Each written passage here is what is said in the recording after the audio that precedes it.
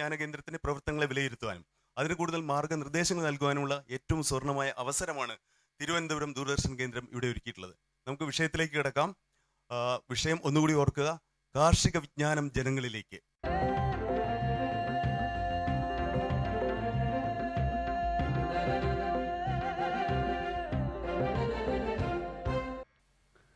നമ്മുടെ ഈ കൃഷി വിജ്ഞാന കേന്ദ്രത്തിൻ്റെ നേതൃത്വത്തിൽ കഴിഞ്ഞ 8 വർഷക്കാലമായിട്ട് മത്സ്യവും താറാവും കോഴിയും സംയോജിതമായി കൃഷി ചെയ്തു വരികയും കേരളത്തിനാകെ മാതൃകയായിട്ട് കേരളത്തിലെ പല ജില്ലാ കേന്ദ്രങ്ങളിലും പല കാർഷിക കേന്ദ്രങ്ങളിലുള്ള കർഷകർ വന്ന് സന്ദർശിക്കുകയും കൃഷി രീതി മനസ്സിലാക്കി അവരും തുടരുന്നു.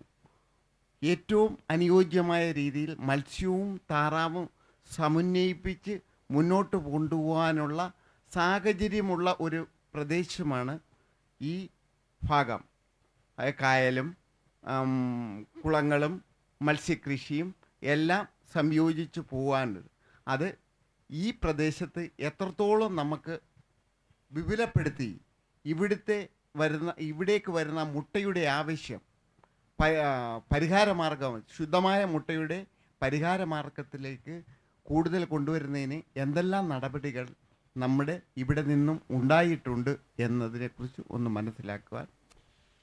വളരെ പ്രസക്തമായ ഒരു ചോദ്യം, വിഷയവുമായി ബന്ധപ്പെട്ട കുടുംബകൃഷിയുമായി ബന്ധപ്പെട്ട ഒരു ചോദ്യമാണ്. ഇതിൽ കോഴി മുട്ടയുടെ ആവശ്യമുണ്ട്, മത്സ്യത്തിൻ്റെ ആവശ്യമുണ്ട്, താറാവുണ്ട്. എങ്ങനെ സമഗ്രമായ കൃഷി രീതിയെക്കുറിച്ച് അത് വിപുലീകരിക്കാനുള്ള പദ്ധതി എന്താണ് കൃഷി വിജ്ഞാന കേന്ദ്രം ഇന്ന് ആവിഷ്കരിക്കുന്നത്?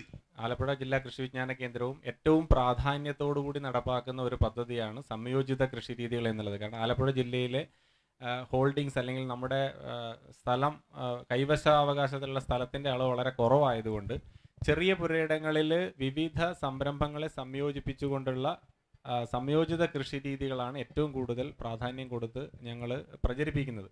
അതിൽ ഉള്ള ഒരു ഭാഗമാണ് ഈ ശ്രീ ബാബു ചൂണ്ടിക്കാണിച്ച താറാവും മീനും. കാരണം ചെറിയ കുളങ്ങളിൽ മീൻ വളർത്തുകയും അതിനോടുകൂടി അതിൻ്റെ മേലെയുള്ള കൂടുകളിൽ താറാവ് വളർത്തുകയും ചെയ്യുന്ന രീതി. അതുകൂടാതെ തന്നെ തെങ്ങ് അധിഷ്ഠിതമായിട്ടുള്ള തെങ്ങിലുള്ള ഇടവിളകൾ, അതുപോലെ കോഴി, പശു വളർത്തൽ നിർബന്ധമായിട്ടും അതിൻ്റെ ഒരു ഭാഗമായിട്ട് വരുന്നതാണ്. ഇങ്ങനെ സംയോജിത കൃഷി രീതികൾക്ക് വളരെ പ്രാധാന്യം നൽകിക്കൊണ്ട് ഒന്നിൻ്റെ ചാണകം ഉപയോഗിച്ചുകൊണ്ട് ബയോഗ്യാസ് പ്ലാന്റ്, ഇവിടെ നേരത്തെ സൂചിപ്പിക്കപ്പെട്ട പോലെ ബയോഗ്യാസ് പ്ലാന്റ് ഉപയോഗിച്ചുകൊണ്ട് അതിനകത്ത് നിന്നുള്ള സ്ലറി വിളവ് ഉൽപ്പാദനത്തിനും ഗ്യാസ് പ്രൊഡക്ഷനും അതുപോലെ മറ്റ് ഓരോ സംരംഭങ്ങളെയും തമ്മിൽ ബന്ധിപ്പിച്ചുകൊണ്ടുള്ള ചെറിയ പുരയിടങ്ങളിൽ ചെയ്യാവുന്ന സംയോജിത കൃഷി രീതികൾ ഈ കൃഷി വിജ്ഞാന കേന്ദ്രം വളരെ പ്രാധാന്യത്തോടുകൂടി നടപ്പാക്കി വരുന്നുണ്ട്. താറാവും മീനും സംയോജിത കൃഷി വളരെ ഈ ആലപ്പുഴ ജില്ല മാത്രമല്ല കേരളം മൊത്തം അത് നല്ല ഒരു പ്രചരണം നേടിക്കഴിഞ്ഞു. അപ്പോൾ ഇത് ചിലവ് കുറഞ്ഞ രീതിയിൽ, അതായത് ഇപ്പോൾ പണ്ടൊക്കെ ആണെങ്കിൽ താറാവിൻ്റെ കൂടെ ഉണ്ടാക്കുന്നത് തടി കഷ്ണം കൊണ്ടാണ് ഉണ്ടാക്കുന്നത്. ഇപ്പം അങ്ങനെയല്ല. ശ്രീ ബാബു തന്നെ ഇതിലൊരു റിസർച്ചൊക്കെ നടത്തിയിട്ട് PVC പൈപ്പ്, അതായത് വയറിംഗ് PVC പൈപ്പ് കൊണ്ട് തന്നെ കൂടുണ്ടാക്കി അതിൽ താറാവിനെ വളർത്തുകയും അതിൻ്റെ കാഷ്ടം കുളത്തിൽ വീഴുന്നത് കൊണ്ട് മീനിന് അത് തീറ്റയായിട്ട് ലഭ്യമാകുകയും അങ്ങനെ മീനിൻ്റെ തീറ്റച്ചെലവും 50% കുറയുകയും നല്ല ലാഭകരമായിട്ട്, അതായത് ദിവസ വരുമാനം എന്നുള്ളതാണ് ഇതിൽ പറയേണ്ടത്.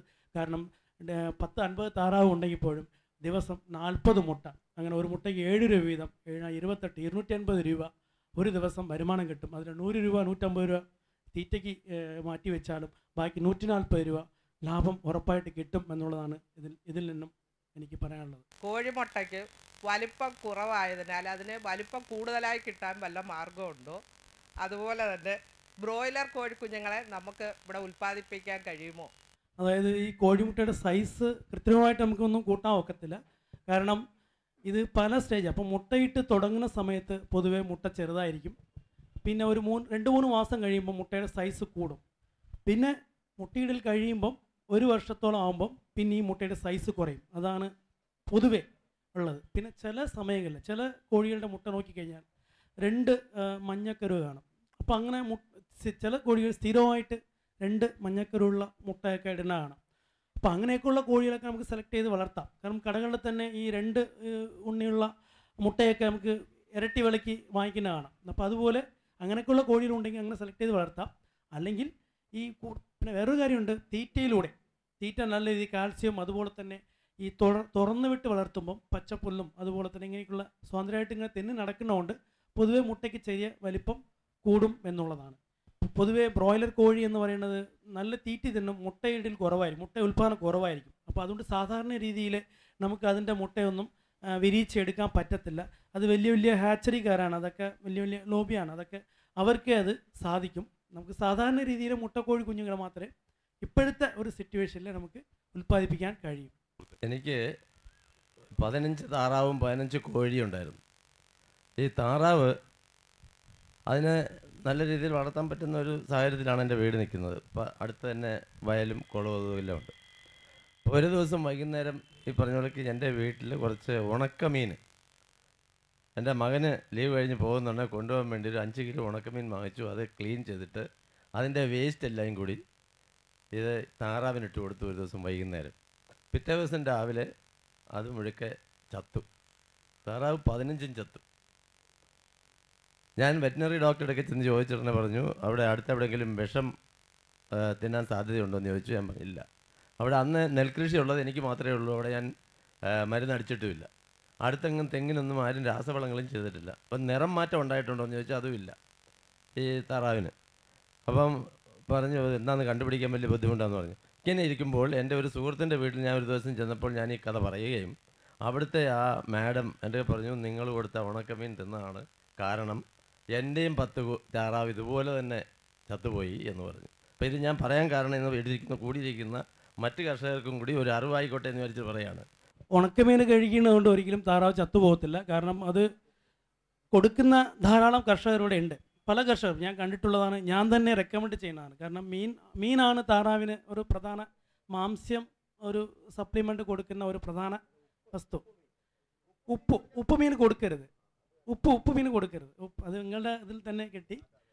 പിന്നെ ഞാൻ പറയാൻ വന്നത് ചിലപ്പം പൂപ്പൽ കാണുമായിരിക്കും, ചിലപ്പം എന്തെങ്കിലും അസുഖം നേരത്തെ ഉണ്ടായി കാണും എന്ന് പറയാനാണ് വന്നത്. ഏതായാലും ഉപ്പ് ഇട്ട മീൻ കൊടുക്കരുത്, അത്രയേ ഉള്ളൂ. ഞങ്ങളുടെ ഏരിയയിൽ നെൽകൃഷിയും തെങ്ങും എല്ലാം ഉള്ളൂ. അതുകൊണ്ട് നെൽകൃഷി കൊയ്ത്ത് കഴിയുമ്പോഴത്തേക്ക് ഞങ്ങൾക്ക് കച്ചി വെറുതെ പോവുക. അപ്പോൾ കച്ചി എടുക്കത്തക്ക രീതിയിൽ ഒരു മിഷനറി അവിടെ ഇറങ്ങിയായിരുന്നു. അത് ഇറങ്ങിയപ്പോഴത്തേക്ക് അതിൻ്റെ ഒരു ദോഷമെന്ന് പറഞ്ഞാൽ ഈ മിഷനെ കൊയ്യുമ്പോഴത്തേക്ക് ഒന്നിച്ചാണ് കച്ചി ഇറങ്ങി പോകുന്നത്. അന്നേരം കുറുമ്പും ഇതുമെല്ലാം കൂടെ ഒന്നിച്ചാണ് പോകുന്നത്. അപ്പോൾ ഞങ്ങൾ ആ മിഷൻ വെച്ച് കച്ചി അടിച്ചിട്ട് ഒരു കച്ചി തീർത്തതിന് 100 രൂപ വെച്ചായി. ആ 100 രൂപ വെച്ചായപ്പോൾ അതിനെക്കാട്ട് കുറച്ച് പൊടിഞ്ഞു പോയി. ഈ കുറുമ്പുള്ളതുകൊണ്ട് പൊടിഞ്ഞു പോയി. ആ പൊടിഞ്ഞു പോകാതെ അത് നല്ല രീതിയിൽ കച്ചി തുറക്കത്തക്ക രീതിയിലുള്ള മിഷനറി ഇറങ്ങിയിട്ടുണ്ടോ ഇല്ലയോ എന്ന് എനിക്ക് അറിഞ്ഞാൽ കൊള്ളാം. കഴിഞ്ഞ 1-2 വർഷമായിട്ട് നമ്മുടെ പ്രദേശങ്ങളിൽ വിവിധ കമ്പനികളുടെ ബെയിലറുകൾ ലഭ്യമാണ്. അതാണ് അവിടെ ഉപയോഗിച്ചതെന്ന് എനിക്ക് വ്യക്തമല്ല. ബെയിലറുകൾ ഉപയോഗിക്കുമ്പോൾ നമ്മൾ നനവില്ലാത്ത കച്ചിയാണെങ്കിൽ നമുക്ക് ഈ ഒരു പ്രശ്നം ഉണ്ടാകാൻ സാധ്യതയില്ല. കച്ചി കൊയ്യുന്ന സമയത്ത് പാടത്ത് ഈർപ്പത്തിൻ്റെ അളവ് കുറവാണെങ്കിൽ നമുക്ക് ഇതേപോലെ കച്ചി പൊടിഞ്ഞു പോകാൻ സാധ്യതയില്ല. നമുക്ക് പൂപ്പൽ ബാധയോ മറ്റു ഉറുമ്പിൻ്റെ ശല്യമോ ഇല്ലാതെ നമുക്ക് കച്ചി കെട്ടിയെടുക്കാൻ സാധിക്കുന്നതാണ്. 2012 ആഗസ്റ്റ് മാസം ജെസ്സി മേഡത്തിൻ്റെ നേതൃത്വത്തിൽ നടന്ന ഒരു ട്രെയിനിങ്ങിൽ പങ്കെടുത്ത് അടുത്ത മാസം തന്നെ ഞാൻ പ്രോഡക്റ്റ് മാർക്കറ്റിൽ ഇറക്കി. ചിപ്സ് ആദ്യം ഇറക്കിയ ചിപ്സ് ആയിരുന്നു. ഈ അടുത്ത കാലത്ത് തന്നെ ഞാൻ ഈ ചിപ്സും പിന്നെ ഡെസിക്കേറ്റഡ് കോക്കനട്ടും എൻ്റെ ഒരു സുഹൃത്ത് മുഖാന്തരം സ്വിറ്റ്സർലൻഡിലേക്ക് കയറ്റി വെച്ചിട്ടുണ്ട്. പക്ഷേ എൻ്റെ ഭയം ഈ ചിപ്സ് അവിടെ ചെല്ലുമ്പോഴത്തേക്കും കേടാകുമോ എന്നാണ്. പക്ഷേ കേരളത്തിലുള്ള ഈ പാക്കിംഗ് മെറ്റീരിയൽ നമ്മുടെ ചിപ്സ് പാക്ക് ചെയ്യാനുള്ള അതിനുള്ള ക്വാളിറ്റി ഇല്ല. അത് എവിടെ കിട്ടും? പാക്കിംഗ് മെറ്റീരിയൽസിൻ്റെ ലഭ്യത കേരളത്തിൽ വളരെ കുറവായിട്ടാണ് കണ്ടിട്ടുള്ളത്. നമ്മൾ അലുമിനിയം ഫോയിൽ കവറാണ് നമുക്ക് അതിന് വേണ്ടത്. അപ്പം അത് സപ്ലൈ ചെയ്യുന്നത് ഗുജറാത്തിലെ ഒരു ഏജൻസിയാണ്. അപ്പോൾ അവർ ഈ നമ്മൾ ഒരുപാട് സംരംഭകർ ആവശ്യപ്പെട്ടതനുസരിച്ചിട്ട് അവരത് കേരളത്തിലേക്ക് സപ്ലൈ ചെയ്യാമെന്ന് ഏറ്റിട്ടുണ്ട്. അതുമാത്രമല്ല, ഇത് അലുമിനിയം ഫോയിൽ കവറിൽ പാക്ക് ചെയ്യണം എന്നുള്ളത് മാത്രമല്ല, അത് നൈട്രജൻ ഫ്ലഷ് ചെയ്ത് ഒരു നൈട്രജനും കൂടെ ഫില്ല് ചെയ്യുന്ന തരത്തിലുള്ള പാക്കിംഗ് ആണെങ്കിലാണ് കുറച്ചും കൂടെ കാലം അത് സൂക്ഷിപ്പ് ഗുണം കിട്ടുക. അപ്പോൾ അതിനും കൂടെയുള്ള ഒരു സംവിധാനം ചെയ്യാമെങ്കിൽ കുറേ കാലം 6 മാസം എന്നുള്ളത് വളരെ വ്യക്തമായിട്ടും വളരെ 3-6 മാസം തന്നെ അത് സൂക്ഷിപ്പ് ഗുണം ഉണ്ടായിരിക്കും. പച്ചക്കറി തൈകൾ ഉൽപ്പാദിപ്പിച്ചാൽ വിറ്റഴിക്കാൻ എന്താണ് മാർഗം എന്നാണ് ചോദ്യം. ഇതൊരു പൊതു ചോദ്യമാണ്. ഇതിൽ പ്രായോഗികമായിട്ടുള്ള ചില ബുദ്ധിമുട്ടുകളൊക്കെ ഉണ്ട്. ഇതിൽ ചെയ്യാവുന്ന കാര്യം നേരിട്ട് വിൽപ്പന നടത്താനുള്ള സാഹചര്യങ്ങൾ, ക്വാളിറ്റി സീഡ്ലിങ്സുകൾ ഉണ്ടാക്കുന്നു, നല്ല ഗുണമേന്മയുള്ള സീഡ്ലിംഗ് ഉണ്ടാക്കുന്നു എന്ന് ഉറപ്പുവരുത്തിയതിന് ശേഷം അതാത് പ്രദേശങ്ങളിൽ മാർക്കറ്റ് ചെയ്യാനുള്ള കൃഷിഭവൻ്റെയും അതുപോലുള്ള VFPCK പോലുള്ള സംഘടനകളെ അല്ലെങ്കിൽ സ്ഥാപനങ്ങളെ ബന്ധപ്പെട്ട് ചെയ്യുന്നതായിരിക്കും കൂടുതൽ പ്രായോഗികമാവുക എന്നുള്ളതാണ് എൻ്റെ അഭിപ്രായം. പച്ചക്കറിയുടെ തൈ ഉൽപ്പാദിപ്പിച്ച് വിൽക്കുക എന്നുള്ളത് വളരെ ലാഭകരമായ ഒരു പ്രവണതയായിട്ട് കേരളത്തിലെ എല്ലാ ജില്ലകളിലും വരുന്നുണ്ട്. തൈയാണ് പണ്ടത്തെ പോലെ വിത്ത് മുളപ്പിച്ച് പച്ചക്കറി കൃഷി ചെയ്യുന്നതിനേക്കാൾ ഏറ്റവും അനുഭവം കൊണ്ട് നന്നായി കാണുന്നതും കൃഷിക്കാർ അന്വേഷിച്ചുകൊണ്ടിരിക്കുന്നതും പച്ചക്കറി തൈകൾ എവിടെ കിട്ടുന്നു എന്നുള്ളതാണ്. ഈ തൈകൾ വിറ്റഴിക്കാൻ ഏറ്റവും നല്ല മാർഗം അതായത് കൃഷിഭവനുമായി ബന്ധപ്പെട്ട് ആലോചിച്ചിട്ട് ആ സമയത്ത് ഏറ്റവും ഡിമാൻഡുള്ളത് ഏതെന്ന് തിരിച്ചറിഞ്ഞിട്ട് പച്ചക്കറി തൈകൾ ഉൽപ്പാദിപ്പിക്കുക എന്നുള്ളതാണ്. തീർച്ചയായിട്ടും കൃഷിഭവനിൽ ഒരു നോട്ടീസ് ഇട്ടാൽ പോലും അപ്പം തന്നെ ഇത് ഞാൻ കേരളത്തിലെ എല്ലാ ജില്ലയിലെയും അനുഭവം വെച്ചിട്ടാണ് ഇത് പറയുന്നത്. ആ രീതിയിൽ ശ്രമിക്കുക, കൃഷിഭവനുമായിട്ട് ബന്ധപ്പെട്ടിട്ട് തൈ ഉൽപ്പാദിപ്പിക്കുക, ആ സീസണിലേക്ക് ഏറ്റവും ഡിമാൻഡ് വരുന്നതെന്ന് കണക്കാക്കിയിട്ട് ഉൽപ്പാദിപ്പിക്കുക, അത് വിറ്റഴിക്കാൻ ശ്രമിക്കുക. നല്ല താറാവിനെ കിട്ടാൻ സാധ്യത എവിടെയാണ്? ആലപ്പുഴ ജില്ലയിൽ തന്നെ ഈ താറാവ് കർഷകരുടെ ഒരു സംഘടന, കെംസ്ഫെഡ് എന്ന് പറയും, താറാവ് കർഷകരുടെ ഒരു സംഘടനയുണ്ട്. അവിടെ 250-250ഓളം കർഷകർ അവിടെ രജിസ്റ്റർ ചെയ്തിട്ടുണ്ട്. അപ്പോൾ അവരൊക്കെ വിരിയിക്കുന്നത്, അവർക്ക് ഒരു താറാവിനെ കണ്ടു കഴിഞ്ഞാൽ ഇത് കുട്ടനാടൻ താറാവാണ്, ഇത് തമിഴ്നാട്ടിലുള്ള താറാവാണ്, ഇത് ആന്ധ്രയുള്ള താറാവാണ് അവർക്ക് തിരിച്ചറിയാൻ പറ്റും. അങ്ങനെ ഒരുപാട് കർഷകർ KVK ആയിട്ട് 150-150ഓളം കർഷകർ KVK ആയിട്ട് സ്ഥിരം ബന്ധപ്പെടുകയും അവരുടെ പേര് രജിസ്റ്റർ ചെയ്യുകയും ചെയ്തിട്ടുണ്ട്. അപ്പോൾ അവരുടെ പേരുകൾ, അവരുടെ ഈ വളർത്തുന്ന താറാവ് നോക്കിയിട്ടാണ് നമ്മളത് നോക്കി ഒന്ന് ഐഡൻറ്റിഫൈ ചെയ്തിട്ടാണ് കർഷകർക്ക് അവരുടെ ഫോൺ നമ്പറും അഡ്രസ്സും കൊടുക്കുന്നത്. തീർച്ചയായിട്ടും സുരേഷിന് കുട്ടനാടൻ താറാവിനെ വേണമെങ്കിൽ KVK ആയിട്ട് ബന്ധപ്പെടാം. എനിക്ക് പറയാനുള്ളത്, ഈ കുറഞ്ഞ അളവിൽ വിത്തിട്ടുള്ള കൃഷി മറ്റുള്ളവർക്ക് അതൊരു പ്രചോദനമാകണം എന്നാണ് എനിക്കിവിടെ നിർദ്ദേശിക്കാനുള്ളത്. ഇതിനുവേണ്ടി ഇത് കൂടുതൽ വ്യാപകമാക്കുവാൻ, ആലപ്പുഴ ജില്ല മുഴുവൻ ഇത് വ്യാപകമാക്കുവാൻ, മറ്റു ജില്ലാ പഞ്ചായത്ത് വഴിയും മറ്റു ഗവൺമെൻറ് ലെവലിൽ ഇത് വ്യാപകമാക്കുവാനായിട്ട് KVKയ്ക്ക് ഏത് രീതിയിൽ സ്വാധീനം ചെലുത്താൻ പറ്റും? കഴിഞ്ഞ 2 വർഷമായിട്ട് നടപ്പാക്കിയ ഏറ്റവും ഫലപ്രദമായ ഒരു സാങ്കേതിക വിദ്യയായിരുന്നു ശ്രീ തോമസ് ചൂണ്ടിക്കാണിച്ച ഈ ഡ്രം സീഡർ എന്ന് പറയുന്ന മറ്റേ ചെറിയ യന്ത്രത്തിൻ്റെ ഉപയോഗം. വിത്തിടുന്നതിന് നമ്മളിപ്പോൾ വിതക്കുമ്പോൾ 40 മുതൽ 60 കിലോഗ്രാം വരെ വിത്താണ് നമ്മൾ വിതക്ക് ഉപയോഗിക്കുന്നത്. ആ സ്ഥാനത്ത് വെറും 10 മുതൽ 15 കിലോ വരെ വിത്ത് ഉപയോഗിച്ചുകൊണ്ട് 1 ഏക്കർ വിത്തിടാനും വരിവരിയായിട്ട് വിത്ത് ഇടുന്നത് മൂലം, വരിവരിയായിട്ട് നെൽച്ചെടികൾ നിൽക്കുന്നത് മൂലം ഉണ്ടാകുന്ന രോഗങ്ങളുടെയും കീടങ്ങളുടെയും കുറവ്, അതുപോലെ മറ്റ് കൃഷിപ്പണികൾ ചെയ്യാനുള്ള സൗകര്യം, അത് എല്ലാത്തിനുപരി 20 മുതൽ 25% വരെ കൂടുതൽ ചെനപ്പുകൾ ഉണ്ടാകുന്നതുകൊണ്ട് 20 മുതൽ 25% വരെയുള്ള വിളവിലുള്ള വർധനവ് എങ്ങനെയാണ് പ്രചരിപ്പിക്കാൻ ശ്രമിക്കുന്നത് വെച്ചാൽ, ജില്ലാ തലത്തിലുള്ള ആത്മയുടെ യോഗങ്ങളിൽ ആത്മയുടെ പ്രദർശനങ്ങൾ ഏറ്റെടുക്കുന്നതിനകത്ത് ഇത് വളരെ പ്രാധാന്യത്തോടുകൂടി നടപ്പാക്കാൻ ആവശ്യപ്പെടുകയും വളരെ നല്ല രീതിയിൽ സ്പ്രെഡ് ചെയ്തു പോകുന്ന കാര്യമാണ്. നമ്മൾ ഇതിനകത്ത് പല ഗുണങ്ങളുണ്ട്. നമുക്ക് വിത്തിൻ്റെ ലഭ്യത, നമുക്ക് ഏറ്റവും പ്രധാനപ്പെട്ട ഒരു കാര്യമാണ് വിത്തിൻ്റെ ലഭ്യത. വിത്തിൻ്റെ ഉപയോഗം വളരെ കുറക്കുന്ന വഴി നമുക്ക് അക്കാര്യത്തിൽ വളരെ നല്ലൊരു ലാഭം, ഇപ്പോൾ പ്രത്യേകിച്ച് സബ്സിഡിയൊക്കെ മൊത്തമായിട്ട് 1 ഏക്കറിനുള്ള ഇത് വരുന്നത് മൂലം 40 കിലോ അല്ലെങ്കിൽ 50 കിലോ വിത്ത് ഉപയോഗിക്കുന്നതിന് പകരം 15 കിലോ വിത്ത് ഉപയോഗം ഉണ്ടാകുന്ന ലാഭം, രോഗങ്ങളും കീടങ്ങളിൽ ഉണ്ടാകുന്ന കുറവ്, വിളവിലുണ്ടാകുന്ന വർധന, ഈ കാര്യങ്ങളെല്ലാം വെച്ചുകൊണ്ട് ഇവിടെ സൂചിപ്പിക്കപ്പെട്ട ഏറ്റവും നല്ലൊരു സാങ്കേതിക വിദ്യയാണ്. അത് പ്രചരിപ്പിക്കുന്നതിന് കൃഷി വിജ്ഞാന കേന്ദ്രം എല്ലാ ശ്രമങ്ങളും നടത്തി വരുന്നു. ഗുണനിലവാരമുള്ള വിത്ത് കിട്ടാൻ പറ്റുന്നില്ല. അതിന് KVK എന്താണെന്ന് വെച്ചാൽ സഹായം. നമ്മുടെ ജില്ലയിലുള്ള കർഷകരുടെ ആവശ്യം പരിഗണിച്ചുകൊണ്ട് കൃഷി വിജ്ഞാന കേന്ദ്രത്തിൽ മിക്കവാറുമുള്ള എല്ലാ പച്ചക്കറി ഇനങ്ങളുടെയും വിത്തുകൾ കുറേയൊക്കെ നമ്മൾ സ്വന്തമായിട്ട് കൃഷി വിജ്ഞാന കേന്ദ്രത്തിൽ ഉൽപ്പാദിപ്പിക്കുന്നുണ്ട്. ബാക്കിയുള്ളത് തൃശ്ശൂർ കൃഷി വിജ്ഞാന കേന്ദ്രം, കേരള കാർഷിക സർവകലാശാലയുടെ മണ്ണുത്തി, സെൻട്രൽ നഴ്സറി തുടങ്ങിയ കേന്ദ്രങ്ങളിൽ നിന്നും കൃഷി വിജ്ഞാന കേന്ദ്രത്തിൽ നമുക്ക് വിത്ത് ലഭ്യമാക്കി നമ്മൾ മിതമായ തോതിൽ വിതരണം ചെയ്യുന്നുണ്ട്. കൂടുതലായി വിത്ത് ആവശ്യമുണ്ടെങ്കിൽ നമുക്ക് VFPCKയോ അല്ലെങ്കിൽ കേരള കാർഷിക സർവകലാശാലയോ നമുക്ക് ഇതിനുവേണ്ടി ആശ്രയിക്കാം. ഇപ്പോൾ പലപ്പോഴും നമുക്ക് കിട്ടുന്ന വിത്തുകളെല്ലാം കിളിപ്പിന് വലിയ പ്രശ്നമാണ്. അതുകൊണ്ട് ഇപ്പോൾ പൊതുവെ പൊതുജനങ്ങൾക്ക് വേണ്ടത് ഹൈബ്രിഡ് വിത്തുകളാണ് വേണ്ടത്. ഹൈബ്രിഡ് വിത്തിനെ അന്വേഷിച്ചിട്ടാണ് എല്ലാവരും പരക്കം പായുന്നത്. നല്ല വിളവ് കിട്ടും. പക്ഷേ ഒരു കാര്യം മനസ്സിലാക്കണം, ഹൈബ്രിഡ് വിത്തുകൾ നട്ടുണ്ടാക്കുന്ന ചെടികളിലെ വിത്ത് നമുക്ക് ഉപയോഗിക്കാൻ ബുദ്ധിമുട്ടുണ്ട്. അതേ ഗുണം കാണിക്കുന്ന വിത്തായിരിക്കില്ല ഹൈബ്രിഡ് ഇനങ്ങൾക്ക് കിട്ടുന്നത്. ഇത് ഒരു പരിധിവരെ നമ്മൾ ആലോചിക്കുമ്പോൾ ഇതൊരു ട്രാപ്പ് കൂടിയാണെന്ന് മനസ്സിലാക്കണം.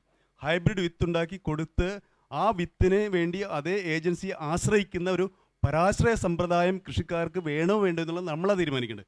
മറിച്ച് നമ്മൾ ഉണ്ടാക്കുന്ന മേത്തരം വിത്തുകൾ ഉണ്ടാക്കുകയും ഇതുപോലുള്ള സ്ഥാപനങ്ങൾ, കൃഷി വിജ്ഞാന കേന്ദ്രം പോലുള്ള സ്ഥാപനങ്ങൾ ഉണ്ടാക്കി തരുന്ന നല്ല വിളവുള്ള മേൽത്തരം വിത്ത് വാങ്ങിച്ചുപയോഗിച്ചിട്ട് വീണ്ടും വീണ്ടും അതേ വിത്തിനെ നമ്മൾ കൃഷി ചെയ്തുണ്ടാക്കണമോ, ഓരോ തവണയും വിത്ത് അന്വേഷിച്ച് സ്വകാര്യ ഏജൻസികളിലേക്ക് പോകണമോ എന്നുള്ളത് നമ്മളാണ് തീരുമാനിക്കുന്നത്. ഇപ്പോൾ ഞാൻ ഒരു നാളികേരത്തിൻ്റെ മൂല്യവർദ്ധിത ഉൽപ്പന്നങ്ങൾ ഉണ്ടാക്കുന്ന ഒരു യൂണിറ്റ് എനിക്കുണ്ട്. അത് ഇപ്പോൾ ഇവിടെ ജിസി മാഡവും അതുപോലെ തന്നെ KVK നിന്ന് നല്ല ഒരു എനിക്ക് തോന്നുന്നു ഒരു വർഷത്തിലൊരു 6-7 ക്ലാസ്സുകളെങ്കിലും നടത്തുന്നുണ്ട്. ആ ക്ലാസ്സുകളിൽ കൂടി വന്നാൽ ഒരു 30 അംഗങ്ങൾ പങ്കെടുക്കും. അപ്പോൾ അതിൽ നിന്ന് 1-2 പേരാണ് ഇതിലേക്ക് മുമ്പോട്ട് വരുന്നത്. പക്ഷേ ഈ വീട്ടുകാരിൽ തന്നെ അത് അടിഞ്ഞുകൂടാതെ അത് നമ്മുടെ കേരളത്തിലുള്ള എല്ലാ ജനങ്ങളിലേക്കും ആ തേങ്ങയുടെ ആ ഒരു മൂല്യവർദ്ധിതം നഷ്ടപ്പെട്ടു പോകാതെ അതിൻ്റെ ആ ഒരു മൂല്യത്തെക്കുറിച്ച് ഒന്ന് പ്രതിപാദിപ്പിക്കുവാൻ ഈ KVKയിൽ കൂടി അത് സാധിച്ചെടുക്കാൻ പറ്റുമോ എന്നുള്ളൊരു ചോദ്യമാണ്. ഇപ്പം ആലപ്പുഴ ജില്ലയിൽ മാത്രമല്ല അതിൻ്റെ ഗുണഭോക്താക്കൾ ഒതുങ്ങി നിൽക്കുന്നത്. കേരളത്തിൻ്റെ വിവിധ ഭാഗങ്ങളിൽ നിന്ന് കേട്ടറിഞ്ഞ ആൾക്കാർ ഇവിടെ വരുന്നുണ്ട്, പരിശീലനം നേടുന്നുണ്ട്. ചെറുകിട സംരംഭങ്ങളായിട്ട് ചെറിയ തോതിൽ ഉൽപ്പന്നം ഉണ്ടാക്കി വിപണനം നടത്തുന്നുണ്ട്. ഇപ്പം നാളികേരത്തിന് പൊതുവെ അല്പം വില കൂടിയതുകൊണ്ട് അതിൻ്റെ ഉൽപ്പന്ന നിർമ്മാണത്തിന് അതിൻ്റെ സംരംഭകർ അല്പം ബുദ്ധിമുട്ടുന്നുണ്ട്. എങ്കിൽ പോലും നാളികേരത്തിൻ്റെ നന്മയെക്കുറിച്ച് കേരളം മൊത്തം ഇപ്പം ചർച്ച ചെയ്തുകൊണ്ടിരിക്കുകയാണ്. കേരളം മൊത്തം അല്ലെ ലോകം മൊത്തമുള്ള ജനങ്ങൾ അതിനെക്കുറിച്ച് അറിഞ്ഞുകൊണ്ടിരിക്കുകയാണ്. അപ്പം എല്ലാവരും ഇതിനെക്കുറിച്ച് അറിഞ്ഞ് അതിലേക്ക് വരും എന്ന് തന്നെയാണ് നമ്മുടെ വിശ്വാസം. മണ്ണ് പരിശോധന കൂടുതൽ വ്യാപകമാക്കാൻ അതിനൊരു ക്യാമ്പയിൻ രൂപത്തിലോ അല്ലാതെയോ ഏതെല്ലാം നടപടികളാണ് ആലപ്പുഴ കൃഷി വിജ്ഞാനേന്ദ്രം നടത്തിക്കൊണ്ട് അതിനുശേഷമല്ലേ നമുക്ക് സൂക്ഷ്മ മൂലകളുടെ കുറവ് തിരിച്ചറിയാനും പ്രതിവിധി നിർദ്ദേശിക്കാനും കഴിയുള്ളൂ. മണ്ണിൻ്റെ ഗുണങ്ങൾ അറിഞ്ഞുകൊണ്ട് നമ്മൾ വളപ്രയോഗം ചെയ്യുകയാണെങ്കിൽ വിശപ്പറിഞ്ഞ് ആഹാരം നൽകുന്ന ഒരു ഗുണം നമുക്ക് കിട്ടും. അതിനുവേണ്ടി നമ്മൾ കൃഷി വിജ്ഞാന കേന്ദ്രം ഏത് കാർഷിക പരിശീലന പരിപാടിയോടൊപ്പം തന്നെ മണ്ണ് പരിശോധന ക്യാമ്പയിൻ അല്ലെങ്കിൽ മണ്ണിൻ്റെ ആരോഗ്യ സംരക്ഷണ ക്യാമ്പയിൻ എന്നിവ നടത്താറുണ്ട്. കർഷകരെ മണ്ണ് പരിശോധനയുടെ പ്രാധാന്യം അല്ലെങ്കിൽ ആരോഗ്യ സംരക്ഷണത്തിൻ്റെ പ്രാധാന്യം മനസ്സിലാക്കാൻ വേണ്ടി കർഷകർക്കുള്ള വിജ്ഞാനം നൽകുകയും അതുവഴി കർഷകർക്ക് മണ്ണ് പരിശോധിക്കാനുള്ള സൗകര്യം കൃഷി വിജ്ഞാന കേന്ദ്രം ഒരുക്കിയിട്ടുണ്ട്. നിങ്ങൾ മണ്ണ് സാമ്പിൾ എടുത്ത് കൃഷി വിജ്ഞാന കേന്ദ്രത്തിൽ എത്തിക്കുകയാണെങ്കിൽ 4 ദിവസത്തിനുള്ളിൽ 30 രൂപ നിരക്കിൽ നിങ്ങൾക്ക് മണ്ണ് പരിശോധിച്ച് അതിൻ്റെ ഫലം അറിയിക്കുന്നതോടൊപ്പം തന്നെ ആവശ്യമുള്ള വിളകൾക്ക് എത്ര വളങ്ങൾ ഏതേത് തോതിൽ നൽകണം എന്നുള്ള ഒരു വിശദമായ ഒരു പരിശോധന റിപ്പോർട്ട് തന്നെ നമ്മൾ നൽകുന്നതാണ്. അതിന് 30 രൂപ ചാർജ് ചെയ്യുന്നുണ്ട്. 4 ദിവസത്തിനുള്ളിൽ റിപ്പോർട്ട് കൊടുക്കുന്നതാണ്. പിന്നെ ഇപ്പോഴുള്ള ഒരു കാര്യം എന്താണെന്ന് വെച്ച് കഴിഞ്ഞാൽ നമ്മുടെ മണ്ണിൻ്റെ പൊതുവെയുള്ള എല്ലാ മണ്ണിലും അമ്ലത ഉള്ളതുകൊണ്ട് നമ്മളത് കുമ്മായം അല്ലെങ്കിൽ ഡോളമൈറ്റ് ഇത് രണ്ടിലേതെങ്കിലും ഒന്ന് നമ്മൾ മണ്ണിൽ കൃത്യമായി ചേർത്ത് 15 ദിവസം കഴിഞ്ഞതിന് ശേഷം വേണം കൃത്യമായ രാസവളവും ജൈവവളവും ചേർക്കാൻ എന്നുള്ളതാണ് പറയാനുള്ളത്. അദ്ദേഹം നൽകുന്ന സന്ദേശം തന്നെ നമ്മൾ ഈ വലിയ വളപ്രയോഗത്തെക്കുറിച്ച് ജൈവ വളമായാലും ശരി രാസവളമായാലും ശരി അതിനെക്കുറിച്ച് ചിന്തിക്കുന്നതിന് മുമ്പ് മണ്ണറിയണം. മണ്ണറിഞ്ഞാലേ വളപ്രയോഗം നന്നാവൂ, എന്നാലേ കൃഷി നന്നാവൂ എന്നുള്ളതാണ് സംക്ഷിപ്ത രൂപം. അത് സൗകര്യമൊരുക്കുന്നുണ്ട് ആലപ്പുഴ ജില്ലയിലെ കൃഷി വിജ്ഞാന കേന്ദ്രം. അതുകൊണ്ട് കൂടുതൽ കർഷകർ സ്ഥിരമായി കേന്ദ്രവുമായി ബന്ധപ്പെടുകയും അതിനുള്ള പരിശോധനാ സംവിധാനങ്ങൾ പ്രയോജനപ്പെടുത്തുകയും ചെയ്ത ശേഷം അതിൻ്റെ വളപ്രയോഗത്തെക്കുറിച്ച് തീരുമാനിക്കുന്നതാണ് ഏറ്റവും ശാസ്ത്രീയമായ രീതി. അവസാനമായൊരു ചോദ്യം ശ്രീമതി ലേഖയോട് ചോദിക്കാനുള്ളത്, ഈ ബയോപ്രൈമിങ്ങിനെ കുറിച്ച് പരാമർശിച്ച നമ്മുടെ ഒരു സുഹൃത്തുണ്ട്. തെങ്ങിൻ തൈകൾ വളരെ ചെറുപ്രായത്തിൽ തന്നെ വലിയ വളപ്രയോഗമോ മറ്റു മുറകളോ ഇല്ലാതെ തന്നെ വളരെ ശാസ്ത്രീയമായ ഒരു പുതിയ രീതിയിൽ കരുത്തുള്ള തൈകളാക്കി വളർത്തിയെടുക്കാം എന്നുള്ളൊരു രീതി. ഇപ്പോൾ വിത്ത് തേങ്ങ ശേഖരിക്കുന്ന സമയമാണ്. ഏപ്രിൽ മാസം കഴിയുമ്പോഴേക്ക് തൈകൾക്ക് അന്വേഷിച്ച് മഴക്കാലം വരുന്നതോടുകൂടി നാടൊട്ടുക്ക് ആളുകൾ ഓട്ടം തുടങ്ങും.